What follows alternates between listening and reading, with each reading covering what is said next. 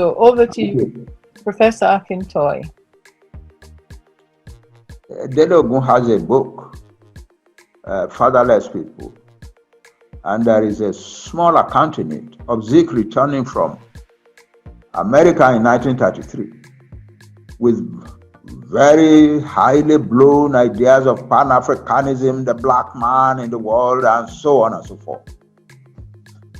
Well, he was vulnerable. He was a poor person, and he wasn't getting the kind of help that he desired. He had applied for jobs to many organizations and many agencies back home in Nigeria, and none of them had given him a job.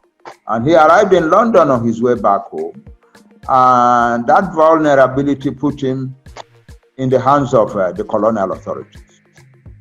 Basically, what happened, the British respected the Yoruba, but they didn't particularly like the kind of black man that the Yoruba were.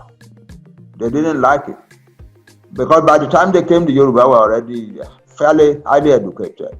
They had been producing graduates from the last years of the 1850s.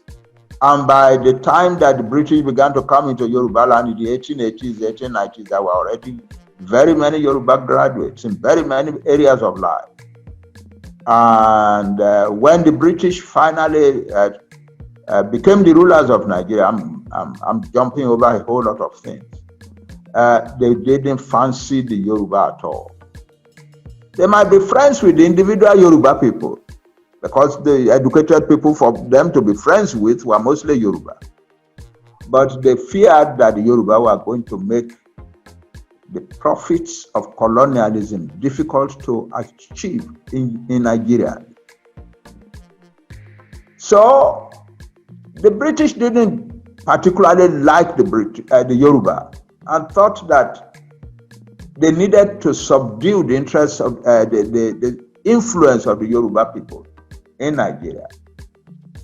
And according to the account in the book that I have quoted, Fatherless People, Marjorie Pelham, who was a scholar of the colonial establishment, got hold of Nnamdi Azikiwe, took him to meetings with British colonial officials from Nigeria who were at the time in London, and finally arranged a meeting between him and a team of people from the colonial office.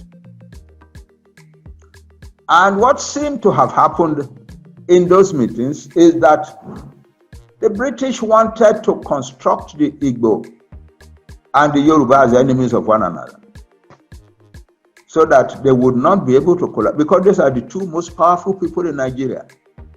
If the Yoruba and Igbo collaborated, the British thought that that would be the end of all the benefits from their colonial endeavor in Nigeria. And so Azikiwe arrived in Nigeria, the man who had left London with very high sounding ideas of the black race, the black man, and so on, Pan-Africanism and etc., arrived in Nigeria not so much dedicated to those ideals anymore, and so on. But as I said, we, the Yoruba and the Igbo, we allowed ourselves to be pitted against each other. I don't want to tell the story. The story I want to tell is the story of change and the future. We are now at a point in the history of the Yoruba and the Igbo nations when a substantial number of the Igbo and Yoruba people now recognize the following things. One, that because we had chosen to allow ourselves to be used against each other, the Yoruba nation and the Igbo nation allowed themselves to be used against each other in Nigeria, both have now ended up in a position that is only better than slavery in Nigeria. They have lost everything. And now they're just fumbling around in the hands of are people who are dedicated to an idea that they must own Nigeria, they must rule Nigeria, they must control Nigeria. And they must make sure that the other peoples of Nigeria do not control their own destiny. That's what Ahmadu Bello said 11 days after independence in 1960, on October 12. The South we treat as conquered territory. We must treat the South as conquered territory and not let them ever rule over us and never let them control their own future. I had participated in discussions around Chief Awolowo as one of the young intellectuals from Ife, in which we had very definitively decided that the road forward for either the Yoruba or the Igbo is that the two of them must learn to work together. But nothing had come out of those discussions.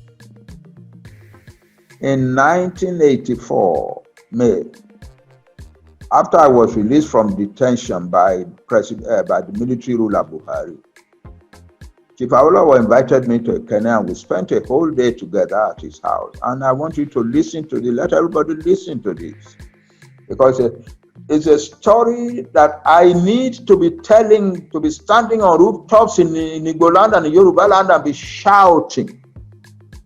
We spend the whole day, Chief Awolowo, usually when we meet, it's about Nigeria, and we spend the whole day talking about the prospects, the difficulties, the plan, and so on and so forth for Nigeria. And then it was time for us to go to dinner about 4:35.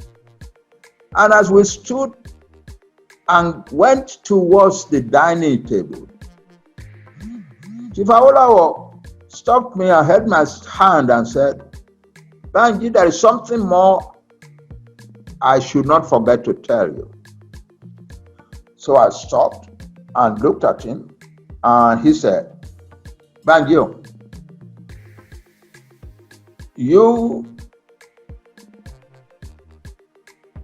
we Yoruba must find a way to work with Igbo. I said, you and Igbo will work together. It's not a question of must now. You and Igbo, he was now talking as if he was prophesying. He had started by saying you and Igbo must work together. But then he upgraded his talk to something like a prophecy. You and Igbo will work together. It is the only way you can be free in the world. It is the only way we can be free in the world. It is the only way we can really achieve what we deserve in the world. You and Igbo will work together.